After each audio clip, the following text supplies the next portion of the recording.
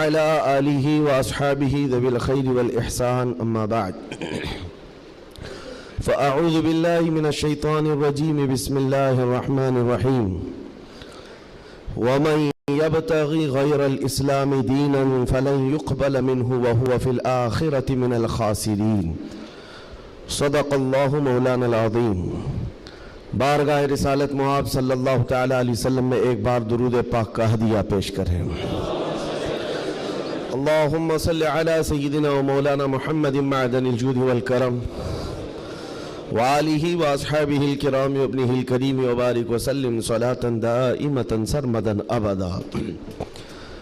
عزیزان گرامی وقار، ایک حدیث پاک ہے، رسول گرامی وقار صلی اللہ تعالی علیہ وسلم ارشاد فرماتے ہیں، ایمان کی حلاوت، ایمان کی لذت، ایمان کی جو شیرینی ہے، مٹھاس ہے، آپ کو ملی ہے یا نہیں ملی ہے یہ میں نہیں بتا سکتا ہوں، لیکن اگر پانا ہے اس کی لذت، اس کی حلاوت، ایمان کی مٹھاس ہوتی کیسے ہے، اس کے لیے حضور پاک صلی اللہ علیہ وسلم نے 3 علامتیں بتائی ہیں۔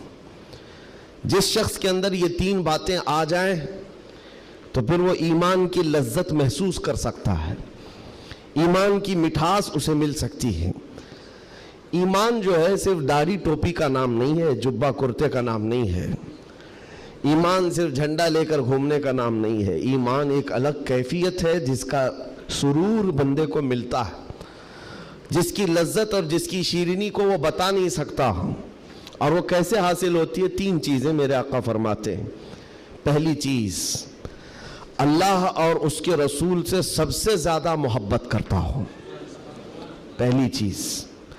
اور دوسری چیز یہ ہے کہ جس سے بھی محبت کرتا ہے دنیا میں وہ صرف اللہ اس کے رسول کے لیے کرتا ہے۔ تیسری چیز ہے، کفر میں واپس لوٹنے کو اتنا سخت سمجھتا ہو جیسے آگ میں ہاتھ ڈالنے کو سخت سمجھتا ہو۔ آگ میں ہاتھ ڈالنا کسی کے لیے آسان ہوگا، لیکن کفر و شرک کی طرف جانے کو سخت ناپسند کرتا ہو۔ یہ 3 چیزیں اگر تمہارے اندر آ گئی تو ایمان کی لذت مل جائے گی، ایمان کی مٹھاس مل جائے گی۔ زندگی میں سب سے زیادہ پرائیورٹی کس چیز کو ہو؟ اللہ اور اس کے رسول کو۔ دوسری چیز، دنیا میں جس سے بھی تعلق بنے گا وہ صرف اللہ اور اس کے رسول کے لیے بنے گا۔ تیسری چیز، کفر کی طرف کبھی لوٹنا پسند ہرگز نہ کرے، بلکہ کفر کا نام سنتے ہی اس کے اندر ایسی ہیبت آ جائے کہ میں آگ میں ہاتھ ڈالنا تو پسند کروں گا لیکن کفر کی طرف ہرگز نہیں جا سکتا۔ یہ 3 چیزیں تمہارے اندر ہیں یا نہیں، آپ آبزرو کر لیں، خود آپ اس کا احتساب کر لیں کبھی بیٹھ کر کے کہ میں زندگی میں سب سے زیادہ کس سے محبت کرتا ہوں۔ اگر اللہ اس کے رسول سے سب سے زیادہ محبت کرتے ہو تو اس کا مطلب ہے کہ پہلی چیز تمہارے اندر آ گئی ہے۔ اور اپنے تعلقات کو دیکھ لو، جس سے بھی آپ کے تعلقات ہیں وہ اللہ اس کے رسول کی رضا کے لیے ہے تو دوسری چیز بھی تمہارے اندر ہے۔ اور تیسری چیز بہت امپورٹنٹ ہے جو اس زمانے کے لیے ہے، کفر کی طرف لوٹنا اتنا ناپسند کرتا ہو جتنا آگ میں جانا بھی ناپسند نہ کرتا ہو۔ یعنی آگ میں جانا جتنا اس کے لیے ناپسند ہے اس سے زیادہ کفر میں جانے کو ناپسند کرتا ہو۔ یہ چیز اگر آپ کے اندر ہے تو میرے عزیزوں ایمان کی لذت مل جائے گی، ایمان کی مٹھاس مل جائے گی۔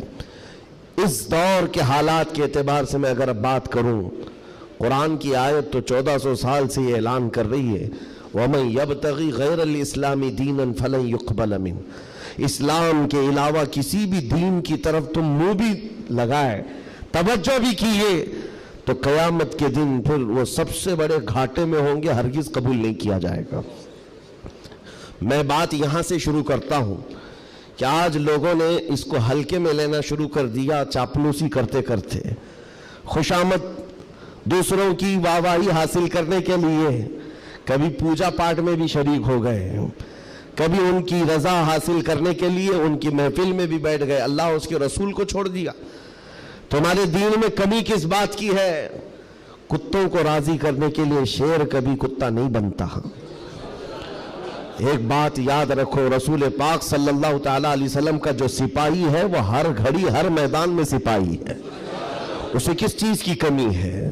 کس چیز کی کمی ہے؟ جو عزت ملی ہے وہ نام مصطفیٰ سے ملی ہے۔ ایک صحابی ہیں حضرت نعمان، ایک بادشاہ کے ہاں گئے تھے ایمبیسیڈر بن کر کے، ترجمان حضور کے قاصد بن کر گئے تھے، بہت دور ملک تھا، میرے آقا مدینے میں ہیں، لیکن جانتے ہو اس بادشاہ نے آپ کے آنے کے لیے ریشم کا قالین بچھایا، سونے کی کرسی لگائی، لیکن وہ صحابی رسول جیسی آئے اپنی تلوار سے انہوں نے ریشم کے قالین کو پھاڑ دیا، زمین پر چلنے لگے، اور کرسی جب سونے کی کلائی کی ہوئی کرسی بچھائی گئی ان کے لیے، بادشاہ نے بہت عزت دیا کہ محمد عربی کا قاصد آیا ہے، سفیر آیا ہے، لیکن انہوں نے کرسی کو بھی ٹھکرا دیا، کہا مجھے دوسری کرسی لاؤ۔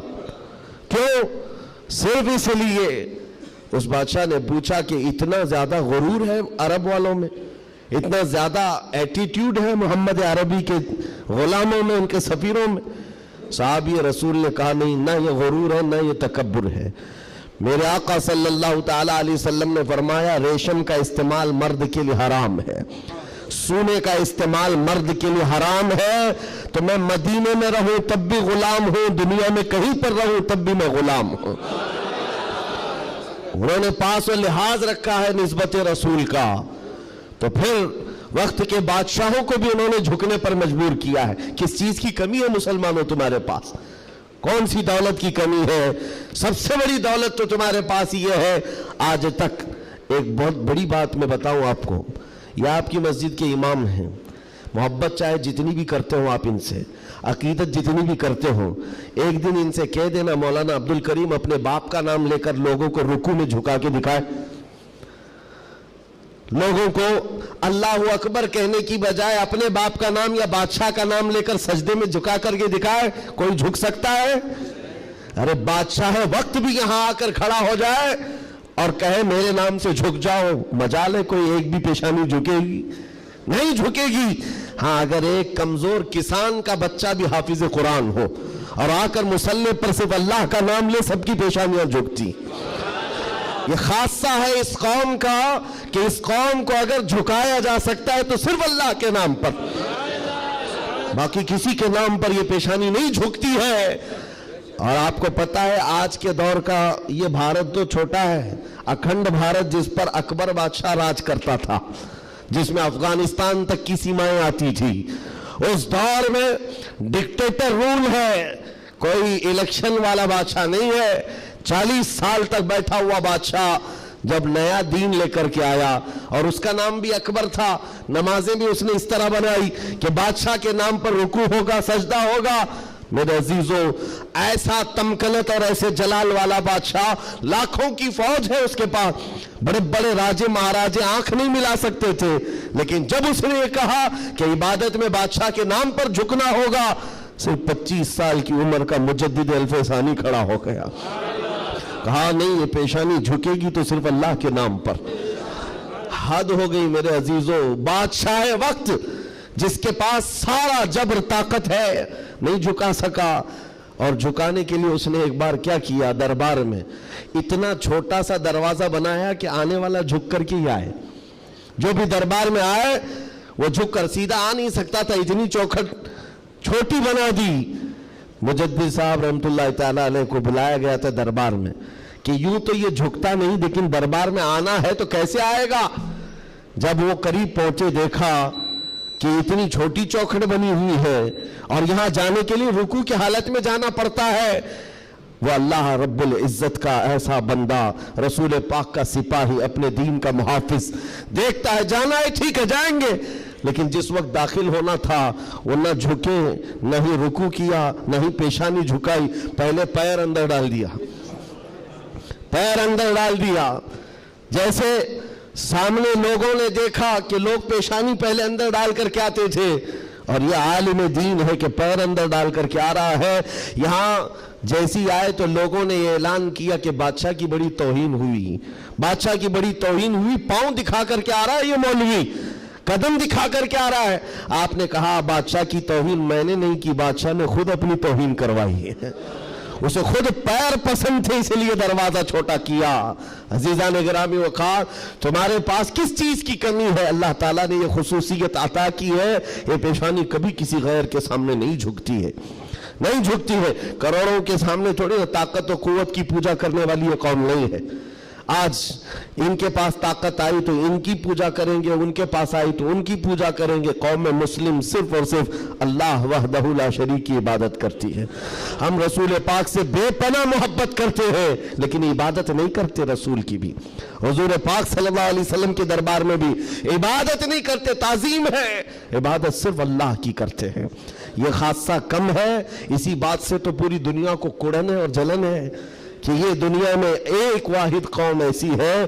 مجھے بتاؤ، ان سب کو جھکنے کے لیے مورتیاں دیکھنا پڑتا ہے، ہاں عبادت کرنے کے لیے اپنے اپنے خداؤں کی صورت اور مورت بنائی ہوئی ہے۔ پوری دنیا میں کروڑوں مسجدیں ہوں گی، کسی بھی مسجد میں خدا کی کوئی تصویر ہے؟ کہیں کوئی تصویر بنائی گئی ہے اللہ کی کہ اسے دیکھنا ہوگا پھر جھکنا ہوگا؟ عیسائی ہوں کہ یہودی ہوں کہ ہندو ہوں کہ کوئی بھی قوم ہو، سبوں نے کچھ نہ کچھ مورت بنائی ہے۔ صرف یہ تنہا قوم ہے جو بنا دیکھے اللہ کی بارگاہ میں سجدہ کرتی۔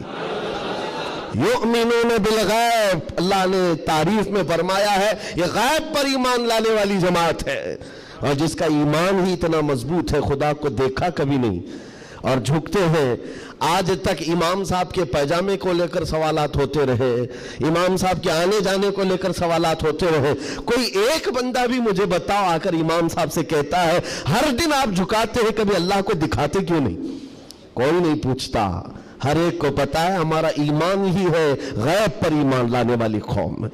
عزیزان گرامی وقار، اب میں آگے بات کرتا ہوں، جب اتنی خصوصیات تمہارے پاس ہے تو پھر اگر چہرہ کسی اور کی طرف جائے تو میں سمجھتا ہوں دنیا کا بدترین آدمی ہے، بد نصیب آدمی ہے، جس کو اللہ نے سب سے بڑی نعمت دی تھی اور وہ ٹھکرا کر کے دوسروں کی جھولی میں چلا گیا۔ اسی لیے قرآن کہتا ہے وَمَنْ يَبْتَغِ غَيْرَ الْإِسْلَامِ دِينًا فَلَنْ يُقْبَلَ مِنْهُ، جو اسلام کے علاوہ کسی دوسرے دین کی طرف پھر گیا قیامت کے دن ہرگز اسے قبول نہیں کیا جائے گا۔ وَهُوَ فِي الْآخِرَةِ مِنَ الْخَاسِرِينَ، وہ آخرت میں بہت بڑے گھاٹے میں ہوگا۔ میں ایک مثال دیتا ہوں آپ کو، ایک جو گھٹنا گھٹی ہے، ایک حادثہ مکہ مکرمہ کا، ایک حادثہ جو لکھا ہوا ہے کتابوں میں۔ قبرستان میں ایک وہاں پر جب کسی کا انتقال ہوا، ایک صاحب ہیں وہ حاجی ہیں، وہ کہتے ہیں کہ جب قبرستان میں ہم گئے تو دفن کرنے کے لیے قبر میں قبرستان کی ساری چیزیں بھری ہوئی تھی، تو لوگوں نے ایک قبر بتائی، ایک حاجی صاحب کا انتقال ہوا تھا، کہا کہ ان کو اسی قبر میں دفن کرنا ہے۔ لوگوں نے کہا یہاں ایک عالم دین کی قبر ہے۔ اب مکہ مکرمہ کے قبر ایسے ہیں کہ 6 مہینے سال بھر کے بعد کھل جاتے ہیں، اور ممبئی والوں کو سمجھانے کے لیے آسان بھی ہے کہ یہاں پہ بھی کھول دی جاتی ہیں، جگہ کی قلت ہے۔ تو جب دفن کرنے کے لیے اس عالم دین کی قبر کھولی گئی تو وہاں وہ عالم دین نہیں ہے، وہ ایک جوان لڑکی سوئی ہوئی ہے، ایک نوجوان لڑکی ہے۔ تو جو جنازے میں آئے ہوئے تھے ان میں ایک حاجی نے کہا میں تو اس لڑکی کو پہچانتا ہوں، یہ عرب کی نہیں، یہ مکہ کی نہیں، یہ فرانس کی رہنے والی اور کرسچن لڑکی ہے، یہ عیسائی لڑکی ہے۔ کہا یہ کیسے ہو سکتا ہے، ناممکن ہے۔ گھر سارے لوگوں کو جو خبر تھی وہ ایک اچھے عالم دین کی خبر تھی، یہاں ایک دوسری لڑکی کیسے دفن ہے؟ تو یہ ہنگامہ ہوا، بات پھیل گئی۔ اس کے بعد تحقیق کرنے لگے، جو علماء تک بات گئی تو علماء نے کہا کہ اگر یہ جو بندہ کہہ رہا ہے کہ یہ فرانس کی رہنے والی، یورپ کی رہنے والی لڑکی یہاں پر ہے، تو معلوم کرتے ہیں کہ وہاں حقیقت میں یہ لڑکی، اس کی شکل، تو کچھ لوگ ایک وفد کی شکل میں یورپ گئے ہیں اس حاجی صاحب کے ساتھ، جنہوں نے یہ پتہ بتایا تھا یہ لڑکی کو میں جانتا ہوں۔ جا کر کے اس کے گھر معلوم کیا کہ کیا تمہارے گھر میں فلاں فلاں شکل کی یہ لڑکی تھی؟ کہا ہاں، انتقال ہوا تھا، چند ہی مہینے ہوئے انتقال ہوا ہے۔ کہا کیا کیا تم نے؟ کہا ہم عیسائی رسم و رواج کے اعتبار سے اپنے قبرستان میں دفن کیا ہے، ہم کرسچن ہیں، عیسائی رسم و رواج سے ہم نے دفن کیا۔ تو جو گیا تھا وفد، اس نے پوچھا کہ کچھ اس کی عجیب چیزیں تھی؟ تو لوگوں نے کہا کہ ہاں ایک چیز تھی، ہمیں اندازہ ہو گیا تھا کہ وہ اسلام لا چکی تھی، ہم نے اس کو مارا توڑا، بہت کچھ کیا ہے۔ تو پھر یہ بات خبر پھیلی اس لڑکی کے اسلام لانے کی، تو مقامی علماء کو پوچھا گیا، ایک عالم دین نے کہا ہاں وہ لڑکی دل و جان سے اسلام کو قبول کرتی تھی اور پیارے حبیب صلی اللہ علیہ وسلم سے بے پناہ محبت کرتی تھی۔ اور گھر والوں کے ظلم و ستم کو سہ نہ سکی، جان دے گئی اور مر گئی۔ لیکن ہم مجبور تھے، گھر والوں سے ہم کچھ نہیں کر سکتے تھے، لیکن اس لڑکی نے ایک مرتبہ کہا تھا کہ میرے مرنے کے بعد میرے آخری رسم و رواج اسلام کے مطابق ہوں، ہم نہیں کر سکے، کیونکہ خفیہ طور پر وہ مسلمان تھی، ہم ایکشن نہیں لے سکتے تھے، اور ہمیں اس بات کا افسوس ہے کہ اسے عیسائی قبرستان میں دفن کر دیا گیا۔ سنو حیرت کی بات ہے، لوگ ایک بہت عجیب اچھمبے میں پڑتے جا رہے ہیں، نئی نئی باتیں کھلتی جا رہی۔ تو اس کے بعد یہ فیصلہ ہوا کہ آئے ہوئے وفد نے اور گھر والوں کو اطلاع دے کر کے کہ ہم چلتے ہیں جس قبرستان میں آپ نے اپنی بیٹی کو دفن کیا ہے، ہم جا کر کے دیکھنا چاہتے ہیں وہاں۔ ہاں، تو عیسائی قبرستان میں بڑی مشکل سے انہوں نے کہا کہ ٹھیک ہے، قبر کھولی گئی تو وہاں وہ عالم دین سویا ہوا جس کو مکہ میں دفن کیا گیا تھا۔ اب حیرت کی انتہا اور ہو گئی، اس عیسائی قبرستان میں کیا لینا دینا، یہ آیا کیسے، یہاں پہنچا کیسے؟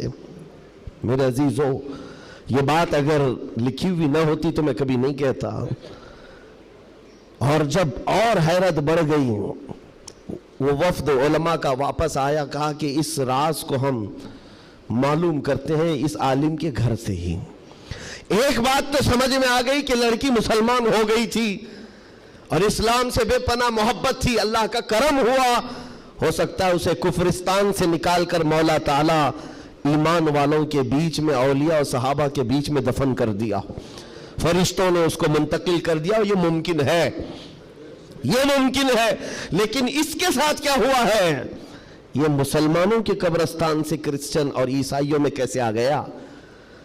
گئے واپس جانے کے بعد بہت قابل توجہ بات کر رہا ہوں، اور اس زمانے کی بہت ہی امپورٹنٹ چیز آپ کو میں بتا رہا ہوں، دل دہلا دینے والی چیز ہے۔ واپس آنے کے بعد اس عالم کے گھر گئے لوگ، اس کی بیوی موجود تھی جو بیوہ تھی، جا کر پوچھا کہ تیرے شوہر کے بارے میں ہمیں کچھ معلومات حاصل کرنی ہے۔ اس نے کہا بتائیے کیا ہے؟ کہا کہ کیسا تھا وہ؟ کہا اس کے اخلاق بہت اچھے تھے، اور نمازوں کی، کہا ایک نماز بھی قضا نہیں کرتا تھا، پابند تھا، لین دین میں سب چیزوں میں اچھا تھا۔ پھر بچا کیا؟ بیوی ساری چیزیں اچھی بتا رہی، مسلمان ہے۔ بیوی نے گھبرا کر پوچھا آخر اس کے بارے میں اتنی تحقیق کیوں کر رہے ہیں، آپ بتا سکتے؟ تو علماء نے کہا کہ بتانے کے لائق نہیں ہے، لیکن سن لو، تمہارا شوہر مکہ کے قبرستان میں نہیں ہے، عیسائیوں کے قبرستان میں ملا، اس کی قبر میں وہ موجود نہیں۔ وہ دھاڑے مار کر رونے لگی کہ ہائے کیا ہو گیا میرے شوہر کے ساتھ، وہ عیسائیوں کے قبرستان میں کیسے پہنچ گیا؟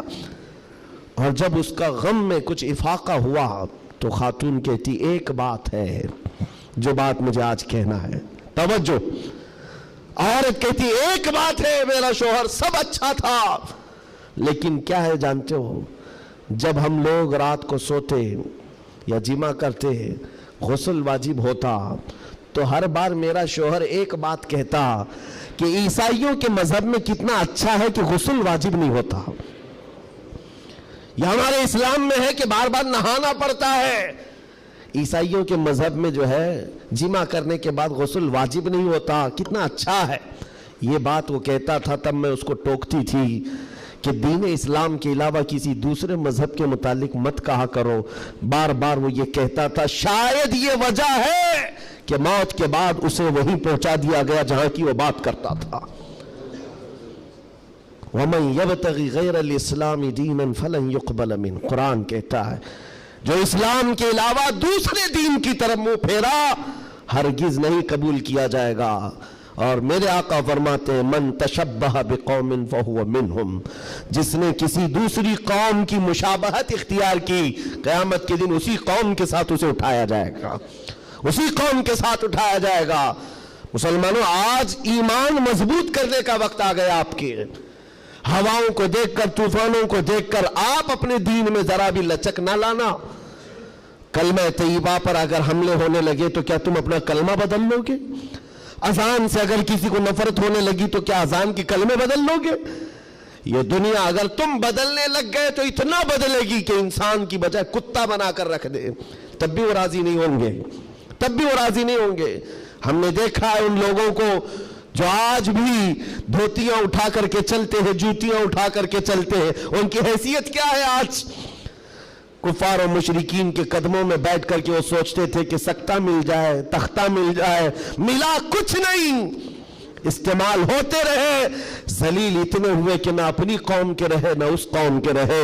کاش ایک بار میرے مصطفیٰ کا وفادار بن کر دیکھتا، ایک بار بن کر کے دیکھتا، پھر عزتیں کیا ہیں؟ اللہ اکبر، جب تک بکے نہ تھے تو کوئی پوچھتا نہ تھا، یا رسول اللہ تم نے خرید کر ہمیں انمول کر دیا ہے۔ حضور کے قدموں میں جو عزت ہے وہ کہیں نہیں مل سکتی۔ تخت